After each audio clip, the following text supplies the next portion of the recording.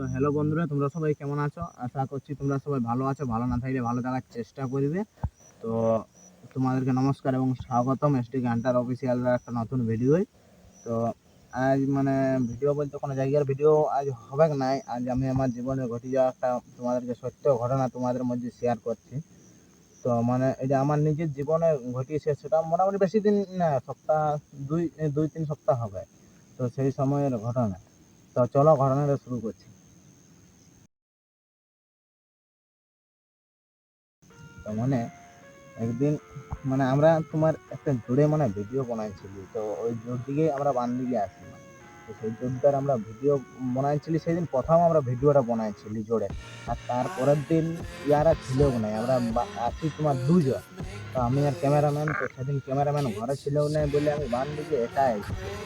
Cameraman phone তুলতেছিল না, আমি ভাবলি হয়তো ঘরে আছে, তাই জন্য আর ঘর গেছি, তো ঘরে ছিল না। তখন আর কি করে বলি যাই, একাই যাই। তো সেই সময় জোরটাই যে আমি ভিডিও বানাইছিলি, তো জোরটাই কিছু কিছু জায়গায় দেখা গেছিল।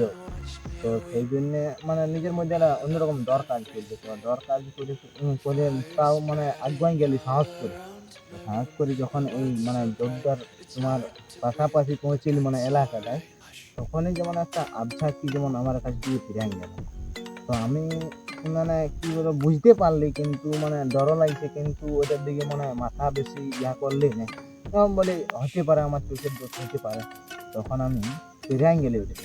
তো পেরিয়ান যাওয়ার পরে তো বান টান বসিলি। তাহলে সেদিন আমি সাইকেলও আনিছিলাম না, সাইকেলটা পাংচার হয়েছিল, তো ঘরে ছিল, তাইলে বলি আজ আর সাইকেল লেগে লারি। তাহলে সাইকেল সেদিন হাঁটিয়ে হাঁটিয়ে আসছিল। তো তোমার রোড ধার থেকে বেশি দূর নয়, মোটামুটি 1/2 কিলোমিটার মতন বটে। তো 1/2 কিলোমিটার যখন আমি বান টান বসা হয়েছে ঠিকই আছে। যখন আমি এই বান টান বসে উঠছি, তখন মনে হচ্ছে যেমন একটা কি বলবো, একটা বিড়ালের সে যেমন ছিলা কান্না করার আওয়াজ শোনা যাচ্ছে। তো আওয়াজটা যখন শোনা গেল, নিজের মধ্যে একটা দমে ভয় কাজ করলো। তো ভয় যখন কাজ করলো, তখন কি বলবো, এতটা ইহা লাগছে। আর এদিকে মনে হচ্ছে যেমন সাইড থেকে শিয়াল ডাকছে। তো নিজের মধ্যে একটা দমাদা ভয় কাজ করলো। আর সেটা হাঁটি হাঁটি এসেছি, হাঁটি হাঁটি যখন যাচ্ছি, মনে হচ্ছে যেমন সে পেছন দিক থেকে কেউ চলছে। তো আমি দু একবার তোমার গোটা শরীর ঘুরান দেখলাম যে পেছন দিকে কিছুই নাই। তো এমন লাগছে সে যেমন যখন আগে দিকে আমি চলছি, সে যেমন তখনও যেমন পেছন দিক থেকে কেউ চলছে, এমন লাগছে সে যেমন হালকা হালকা আমাকে ডাকছে।